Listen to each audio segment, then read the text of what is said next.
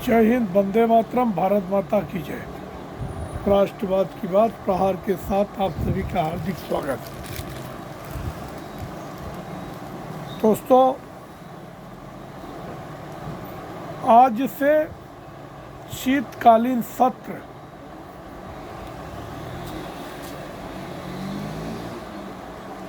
शुरू हुआ है जो आगामी 20 दिसंबर तक चलेगा। ये सबसे बड़ा सत्र होता है। अब 10 साल में अपने देश का जो विपक्ष है, सदन को चलाना, ये दोनों की गरिमा होती है, सत्ता पक्ष और विपक्ष। क्योंकि देश के करोड़ों टैक्स पेयरों का ये पैसा होता है, जो लोग गाढ़ी कमाई कमा के टैक्स भरते हैं, उसी पैसे से ये सदन चलाए जाते हैं। और देश के आए हुए 217 राज्यसभा और 543 लोकसभा के सांसदों की सामूहिक जिम्मेदारी है कि इस देश के मुद्दे, सदन जो होता है, ये संसद भवन जो है, लोकसभा और राज्यसभा मिलाकर संसद होता है। और संसद का काम ही है कि अध्यादेश लाना, कानून बनाना। अब मतलब किसी भी अध्यादेश पे सारे सांसदों की बहस हो, इसमें वाद हो, विवाद हो, संवाद हो, लोग अपने अपने क्षेत्र से नई नई चीज़ें लाके अपने माध्यम से कहें, और जनता की जो मूलभूत ज़रूरतें हैं, उन ज़रूरतों पे आपसी सामंजस्य बिठाकर कानून बनाए। मगर अपने देश में तो हो ही नहीं रहा है। ऊट पटांग मुद्दों पे बस केवल मारधाड़, कूटिंग, संसद की गरिमा, लोकतंत्र को कलंकित करना और वॉकआउट करके संसद के सदन को प्रभावित करना, चलने नहीं देना, सुचारू रूप से चलने नहीं देना।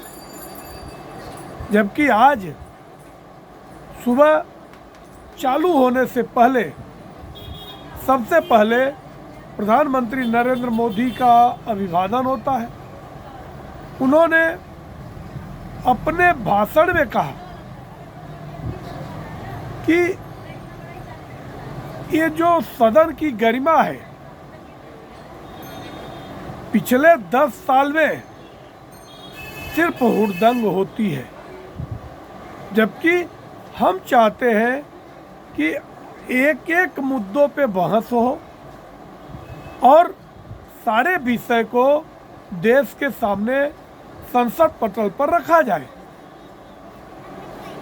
अगर जैसे ही मोदी जी के भाषण के बाद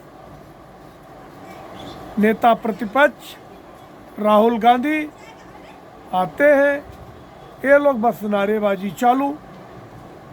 अब इनके पास मुद्दा कुछ है नहीं, क्योंकि लोकसभा में जो झूठी नैरेटिव बनाई गई थी कि देश का संविधान खतरे में है। अगर मोदी ने कहा कि 400 पार का नारा दिया, तो उसी को हथियार बना लिए कि अगर ये 400 पार आएंगे तो देश का जो संविधान है वो बदल दिया जाएगा, दलितों का आरक्षण उनसे छीन लिया जाएगा। और इसका खामियाजा ये हुआ कि भारतीय जनता पार्टी, जो पिछली बार 303 सीटें थी और एनडीए मिला के 365 सीट थी, अब की बार भारतीय जनता पार्टी 242 सीटें आ गई और एनडीए मिला के 293। और इन लोगों की एक अकाल्पनिक विजय मिल गई। उत्तर प्रदेश में समाजवादी पार्टी के मुखिया अखिलेश यादव को तो ऐसी अप्रत्याशित जीत मिल गई कि अंधे को बटेर मिल गया, बंदर को अस्तरा मिल गया। अब जो जीवन भर टारगेट मुलायम सिंह नहीं कर पाए थे, वो चीज़ें अखिलेश यादव को मिल गई। अब कहीं ज़्यादा रोशनी इंसान को अंधा बना देती है। वैसा ही हाल राहुल गांधी का हुआ कि पूरे देश भटक रहे थे। कभी पहली बार 44 सीट, तो 2019 में 54 सीटें मिली थी, मगर अब की बार उनको 99 सीटें मिल गई। उनको लगा ये 99 543 में नहीं, ये तो सिर्फ 100 में से 99 मिली है। वो तो पकड़े नहीं पकड़ा रहे थे, 7वें आसमान पे उड़ रहे थे। और उसका खामियाजा ये हुआ कि पहले तो हरियाणा में बुरी तरह हार हुई। वहाँ उन्होंने मुद्दे नैरेटिव सेट किए, किसान, नौजवान, पहलवान और महिलाएं, और ऐसी झूठी नैरेटिव। उसके लिए संगू बॉर्डर पे पिछले 2 साल से नकली किसान डेरा डाले बैठे थे, और जैसे ही वहाँ का हवा निकल गया, वैसे ही उन्होंने नारा दिया। पंडेर ने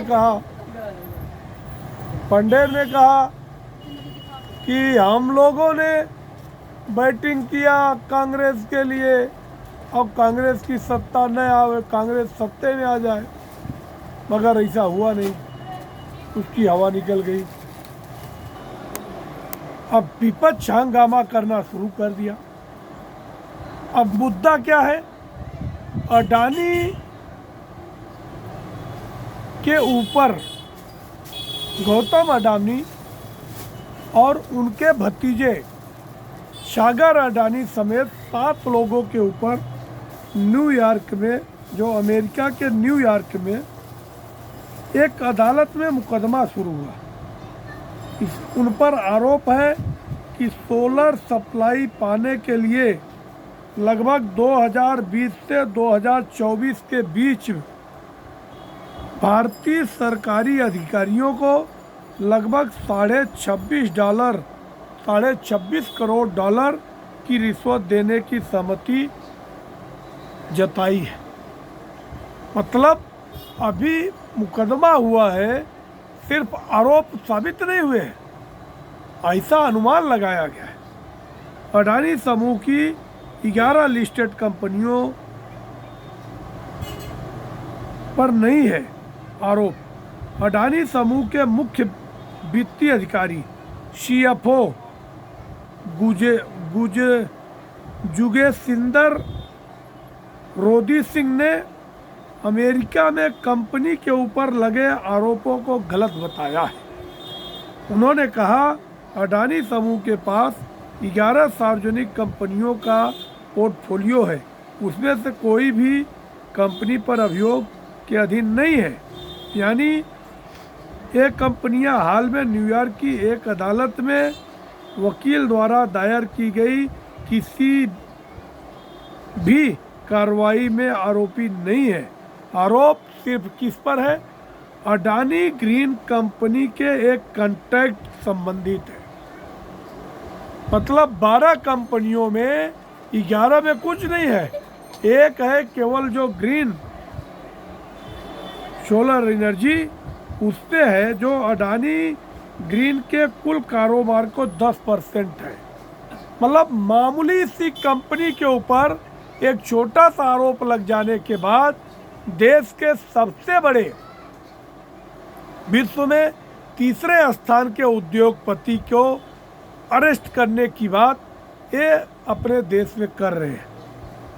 मतलब इन इंडी अलायंस वालों का मकसद सिर्फ है कि अडानी को बदनाम करके उनके कारोबार को ध्वस्त करना है। इसके पहले भी पिछली बार हिंडरबर्ग का मामला उठाया। हिंडरबर्ग जो एक शॉर्ट टेम्पर्ड कंपनी है, जो कि ऐसी कंपनियों के खिलाफ झूठा अफवाह फैलाकर उनके शेयर को मैनिपुलेट करके गिराने के बाद उसको औने पौने दाम में खरीदता है। अब जब सेबी में मुकदमा दर्ज हुआ तो सेबी ने अडानी को क्लीन चिट दिया 2024 के लोकसभा चुनाव बाद। सुप्रीम कोर्ट ने भी सेबी की बात की सहमति जताई। अब आपको बता दूं कि ये सिर्फ 20.5 लाख करोड़ जो कि अडानी का नुकसान हुआ था, इन लोगों ने सिर्फ बदनाम किया था।